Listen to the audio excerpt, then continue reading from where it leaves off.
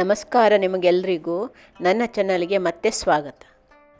ಬೇರೆ ಬೇರೆ ತರಕಾರಿಗಳಿಂದ ಮಜ್ಜಿಗೆ ಹುಳಿಯನ್ನು ಮಾಡಬಹುದು, ಆದರೆ ಬೂದುಗುಂಬಳಕಾಯಿಯ ಮಜ್ಜಿಗೆ ಹುಳಿ ತುಂಬ ರುಚಿ. ಅದಕ್ಕೆ ಇವತ್ತು ಬೂದುಗುಂಬಳಕಾಯಿಯ ಮಜ್ಜಿಗೆ ಹುಳಿ ಮಾಡಿ ತೋರಿಸ್ತೀನಿ.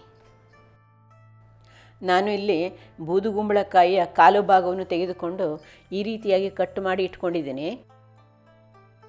ಹೀಗೆ ಕಟ್ ಮಾಡಿ ಇಟ್ಟುಕೊಂಡ ಹೂಳುಗಳನ್ನು ಒಂದು ಪಾತ್ರೆಗೆ ಹಾಕಿ ನೀರು ಮತ್ತು ಸ್ವಲ್ಪ ಉಪ್ಪನ್ನು ಸೇರಿಸಿ ಮುಚ್ಚಳವನ್ನು ಮುಚ್ಚಿ ಬೇಯಿಸಿಕೊಳ್ಳಿ.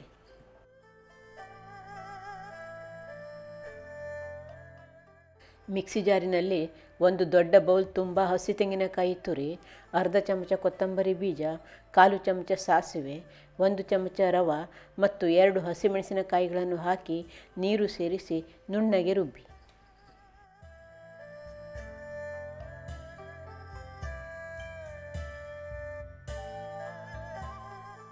ಇದಕ್ಕೆ 2 ಸೌಟ್ ಮೊಸರನ್ನು ಸೇರಿಸಿ ಇನ್ನೊಂದು ರೌಂಡ್ ರುಬ್ಬಿ.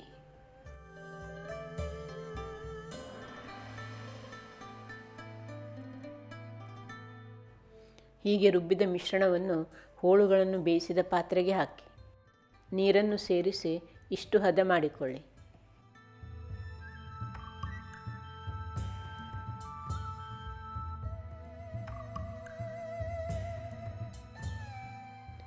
ರುಚಿಗೆ ತಕ್ಕಷ್ಟು ಉಪ್ಪನ್ನು ಹಾಕಿ ಮತ್ತು ಕರಿಬೇವು ಹಾಗೂ ಕೊತ್ತಂಬರಿ ಸೊಪ್ಪುಗಳನ್ನು ಹಾಕಿ ಸರಿಯಾಗಿ ಮಿಕ್ಸ್ ಮಾಡಿ 2 ನಿಮಿಷ ಚೆನ್ನಾಗಿ ಕುದಿಸಿ.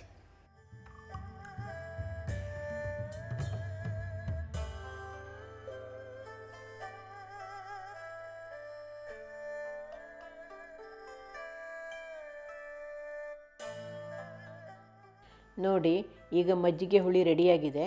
ಇದಕ್ಕೆ ಒಗ್ಗರಣೆಯನ್ನು ಹಾಕಬೇಕು. ಒಗ್ಗರಣೆ ಸೌಟಿಗೆ ಸ್ವಲ್ಪ ತುಪ್ಪವನ್ನು ಹಾಕಿ ಕಾದ ನಂತರ ಅರ್ಧ ಚಮಚ ಸಾಸಿವೆ, ಅರ್ಧ ಚಮಚ ಜೀರಿಗೆ, ಸ್ವಲ್ಪ ಇಂಗು, 4 ಒಣಮೆಣಸಿನಕಾಯಿ ಚೂರುಗಳನ್ನು ಹಾಕಿ ಸಾಸಿವೆ ಸಿಡಿದ ಮೇಲೆ ಇದನ್ನು ಮಜ್ಜಿಗೆ ಹುಳಿಗೆ ಹಾಕಿ.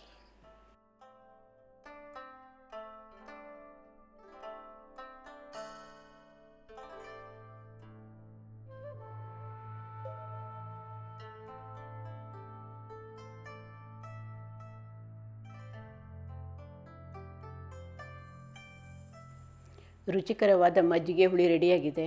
ಇದನ್ನು ಅನ್ನಕ್ಕೆ ಕಲಸಿ ಊಟ ಮಾಡಿ. ಈ ರೆಸಿಪಿ ನಿಮಗೆ ಇಷ್ಟವಾದಲ್ಲಿ ಲೈಕ್ ಮಾಡಿ, ಶೇರ್ ಮಾಡಿ ಮತ್ತು ಸಬ್ಸ್ಕ್ರೈಬ್ ಮಾಡಿ. ಧನ್ಯವಾದಗಳು.